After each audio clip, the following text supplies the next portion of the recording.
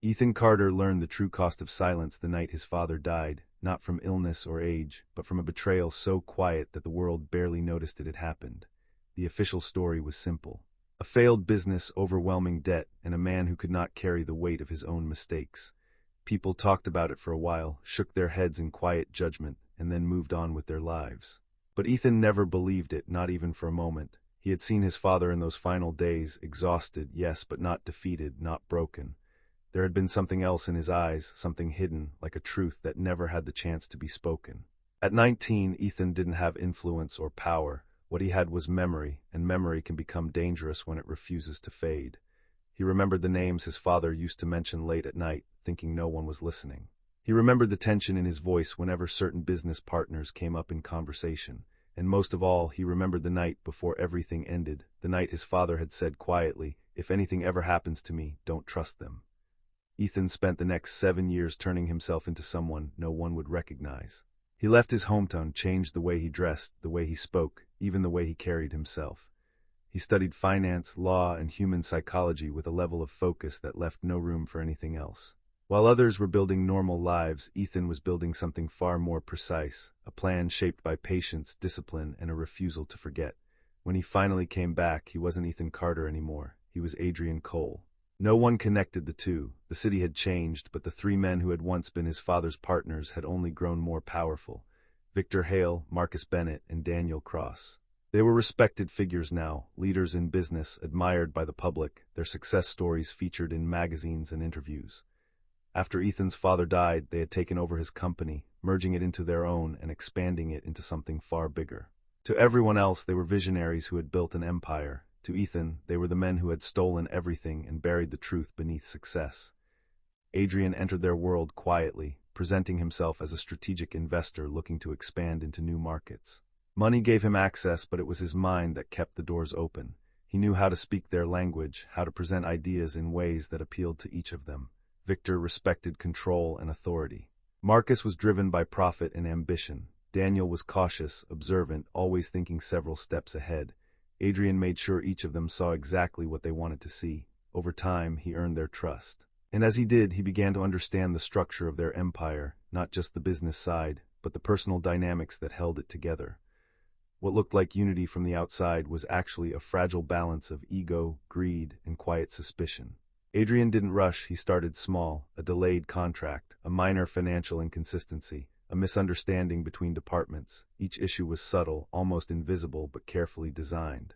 Victor began questioning Marcus's decisions. Marcus pushed harder, making riskier moves to prove himself. Daniel started noticing patterns, but not quickly enough to stop them. Adrian watched everything unfold from the inside, always present, always helpful, always the one offering solutions. Trust grew, dependence followed, but what Adrian needed wasn't just influence, he needed proof. That came when he gained access to archived records from the early days of their business, documents that had been buried and forgotten. Inside those files was the truth he had been searching for. His father hadn't failed, he had been set up. Accounts had been manipulated, deals sabotaged, evidence planted to make it look like he had destroyed his own company. It was deliberate, calculated, and executed with precision. And the one who had orchestrated it all wasn't Victor or Marcus. It was Daniel Cross, the quiet one, the careful one, the man who had always stayed in the background. For the first time in years, Adrian felt something shift inside him. Not rage, not chaos, but something colder, something sharper. The plan changed. Victor and Marcus were no longer the primary targets. They were tools. Adrian began feeding Victor information that made Marcus seem unreliable. He guided Marcus toward aggressive decisions that would create friction with Daniel. And with every problem that arose, Adrian was there, calm, controlled, offering solutions that only deepened their trust in him. Meanwhile, Daniel began to notice that something was off. The balance was shifting, and he couldn't quite see why. That was exactly how Adrian wanted it. Weeks turned into months, and the cracks became fractures. A major deal collapsed under suspicious circumstances, costing the company millions. Victor was furious. Marcus was defensive. Daniel, usually composed, began to show signs of pressure. That's when Adrian stepped forward. He called for a private meeting, presenting a solution that seemed impossible to ignore, a restructuring plan that would stabilize everything, restore confidence, and protect the company from further losses. But it came with one condition. Temporary control had to be handed to a neutral party, him. Victor resisted, his need for control making him hesitate. Marcus agreed quickly, desperate to recover what had been lost. Daniel studied Adrian carefully, his instincts warning him that something wasn't right. But by then, the situation had already been engineered too far. They didn't have another choice, and Adrian knew it. Because this was never about taking revenge in a single moment. It was about taking everything they had built, the same way they had taken everything from his father. Slowly, carefully. Completely, Daniel Cross didn't like losing control, and for the first time in years, he could feel it slipping through his fingers in ways he couldn't clearly define.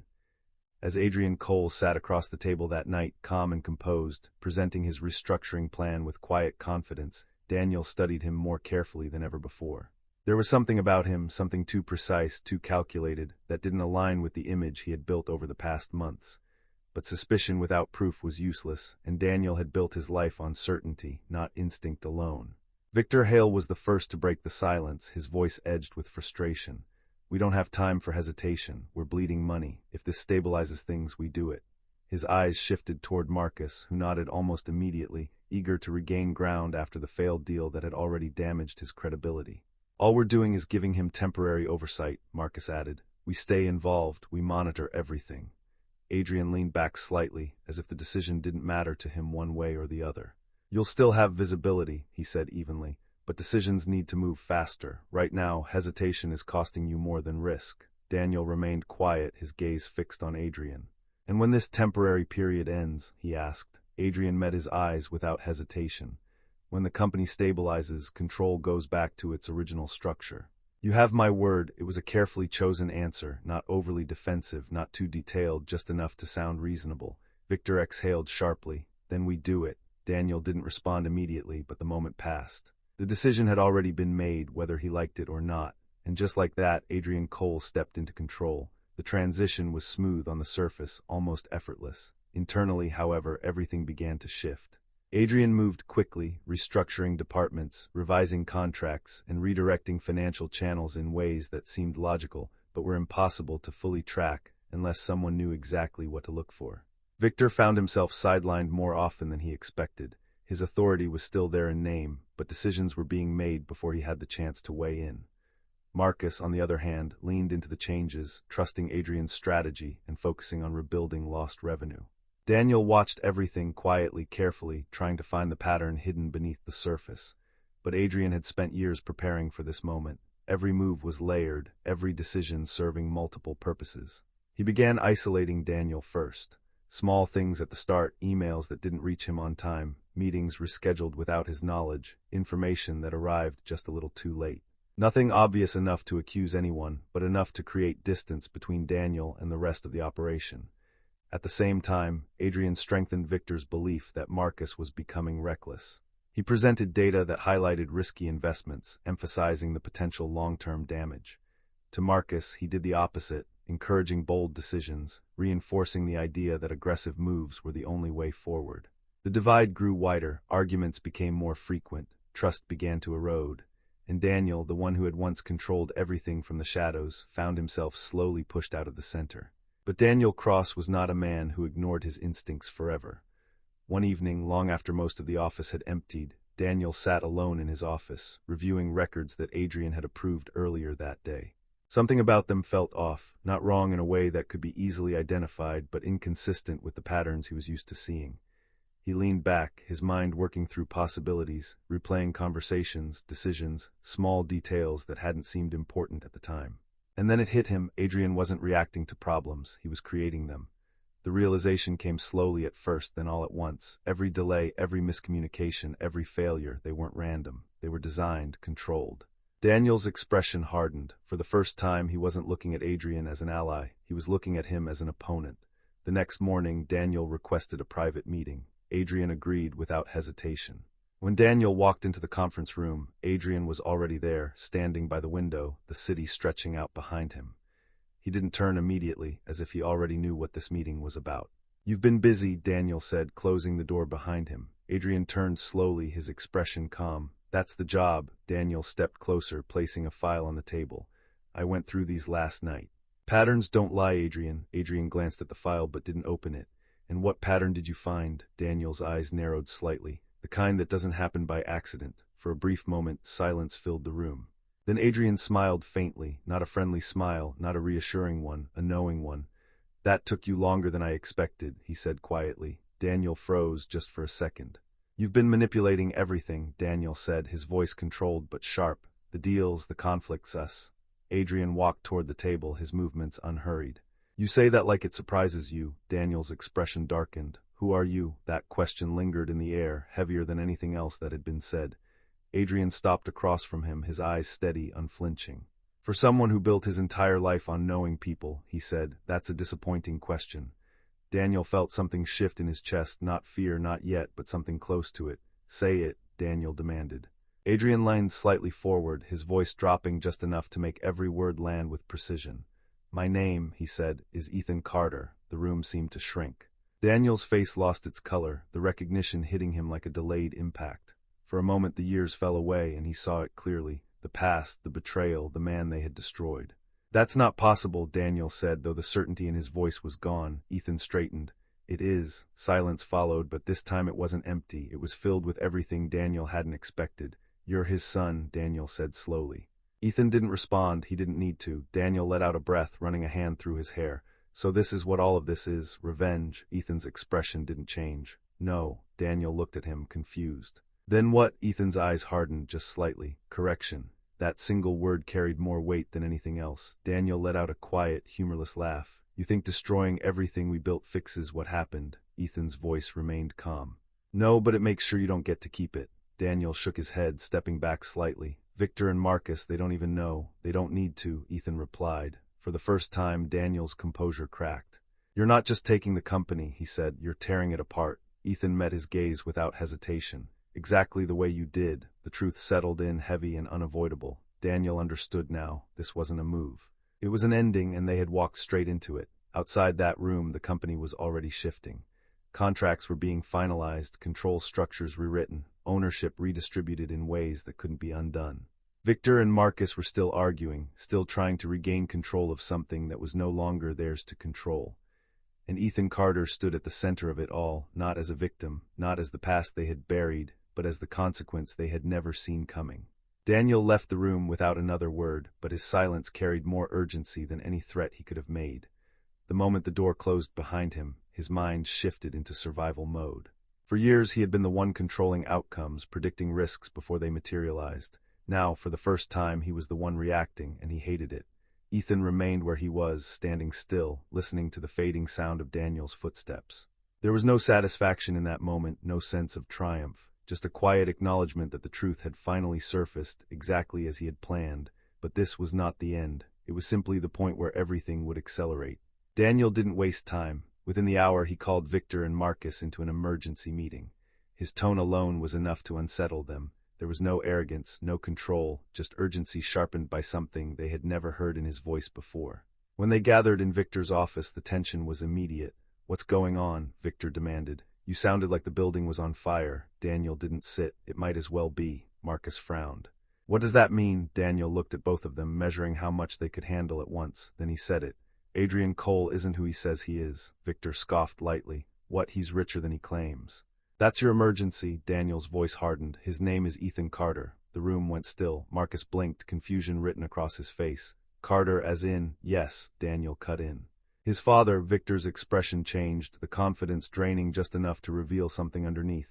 That's not possible, he said, but his voice lacked conviction. It is, Daniel replied. And he's been inside our company for months. Everything that's gone wrong, every failure, every loss, it's all him. Marcus stepped back slightly, running a hand over his face. No, that doesn't make sense.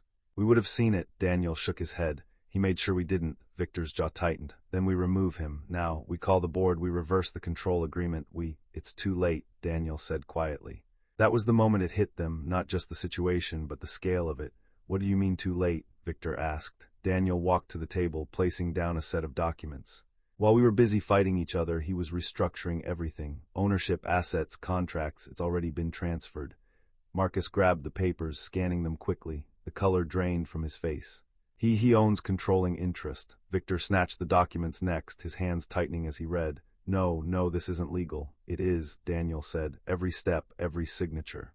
We agreed to it. Victor looked up, anger rising fast now. Then we fight it, we drag him through court, and expose everything, Daniel interrupted sharply. You want the investigation that comes with that. You want them digging into how we took Carter's company in the first place. Victor fell silent. Marcus lowered the papers slowly. So what, we just let him take it? Daniel didn't answer immediately. Because for the first time in years, he didn't have a solution. Across the building, Ethan sat in his office, reviewing the final confirmations as they came in. Each notification was another piece falling into place.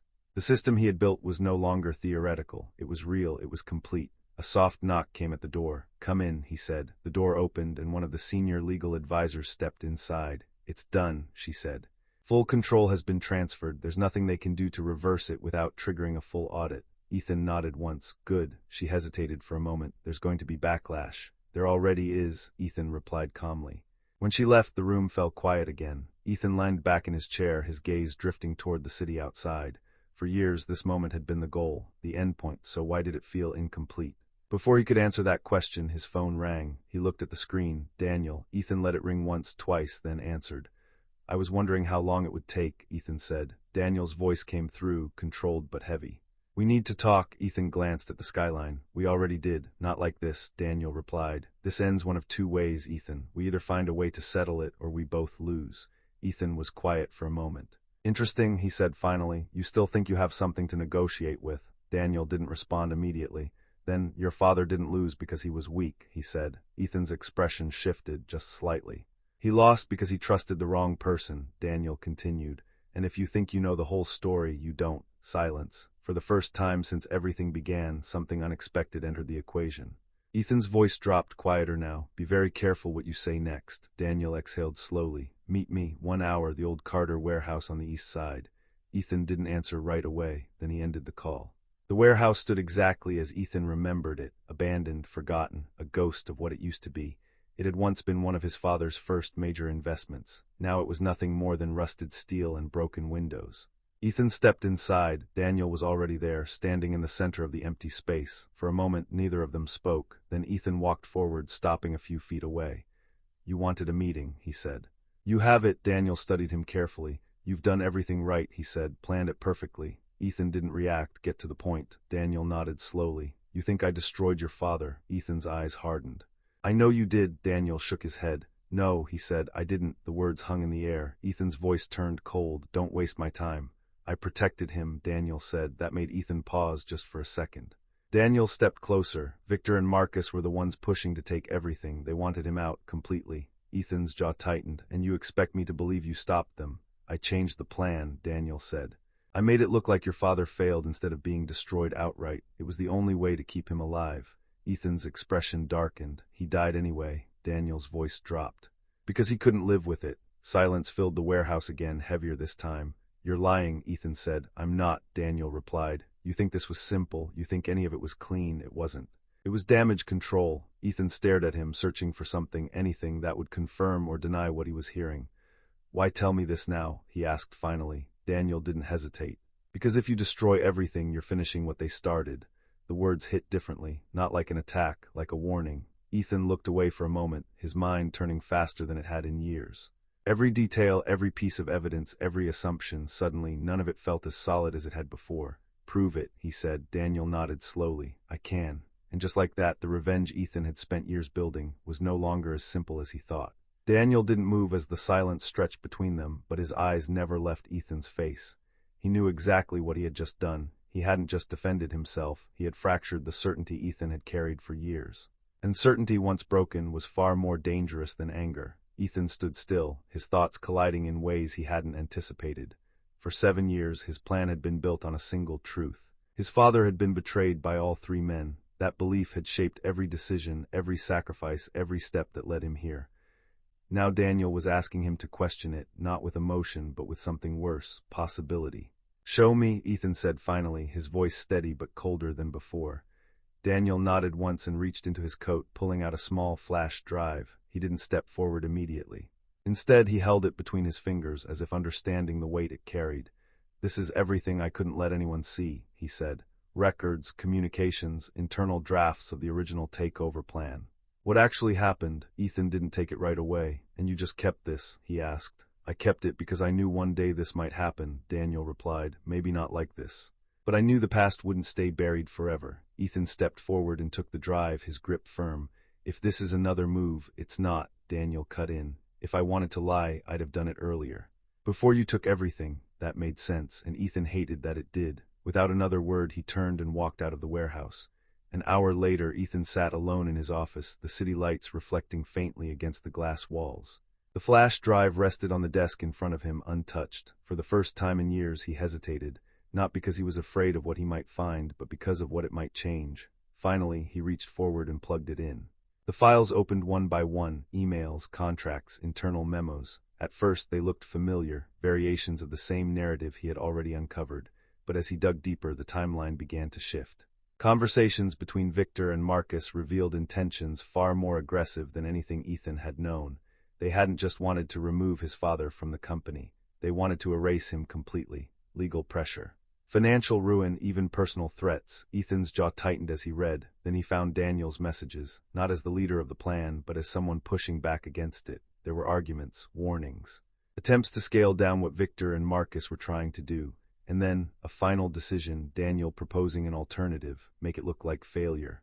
Let the company collapse around Ethan's father instead of destroying him outright. At the time, it had probably felt like mercy. But the result, Ethan leaned back slowly, the weight of it settling in.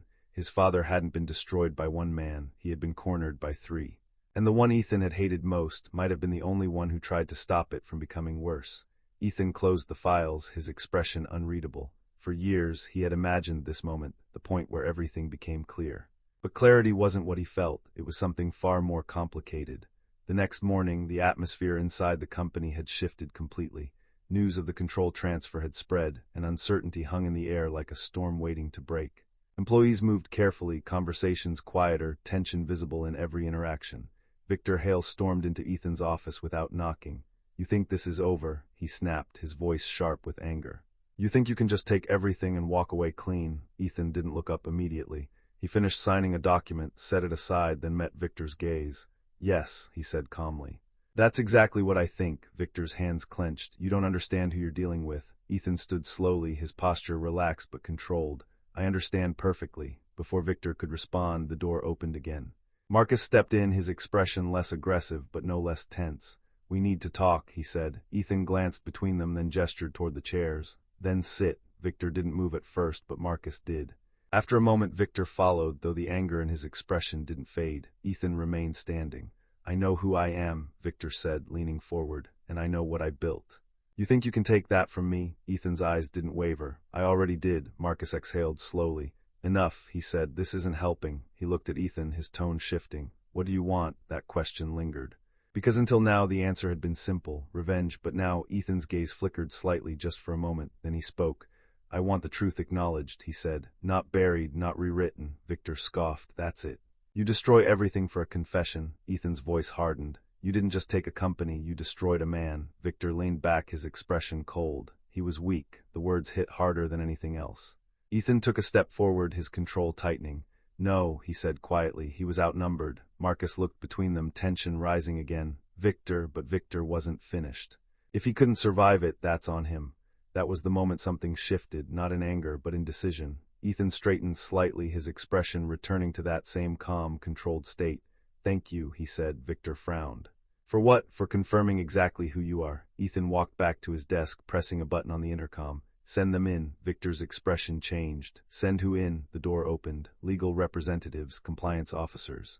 "Investigators." Victor stood up immediately. "What is this?" Ethan looked at him, his voice steady. "This is where it ends." Marcus's face paled. "You're bringing in an investigation?" Ethan nodded once. "Full audit, every transaction. Every decision, everything." Victor's anger turned into something sharper. "You think you walk away from that clean?" Ethan didn't hesitate. "I already have." The room filled with movement as the officials stepped in, the process beginning immediately. Documents were requested, statements demanded. Control, once held tightly by Victor and Marcus, slipped away in real time. Daniel entered last. He didn't speak, he just looked at Ethan. And Ethan looked back. There was no trust there. But there was understanding. Weeks later, the empire that had once seemed untouchable was no longer standing. Victor Hale faced charges that stripped away everything he had built. Marcus Bennett, caught in the collapse, lost his position, his reputation, and the future he had been chasing.